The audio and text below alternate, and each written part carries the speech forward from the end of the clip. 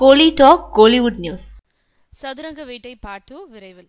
கடந்த சில மாதங்கள்ல வெளியான படங்கள்ல வித்தியாசமான கதை மற்றும் திரைக்கதைக்காக பேசப்பட்ட படம் சதுரங்க வேட்டை.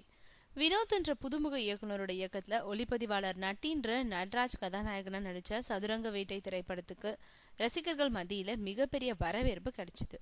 மீடியாக்களும் சதுரங்க வேட்டை படத்தை பாராட்டி தள்ளினாங்க. முக்கியமா சதுரங்க வேட்டை படத்தோட வசனங்கள் பெரிய அளவுல கவன ஈர்ப்பை ஏற்பட்டுச்சு. இந்த வருஷத்துல வெளிவந்த படங்கள்ல மிக முக்கியமான படமா கருதப்படும் சதுரங்க வேட்டை படத்தை நடிகர் இயக்குனர் மனோபாலா தயாரிச்சாரு.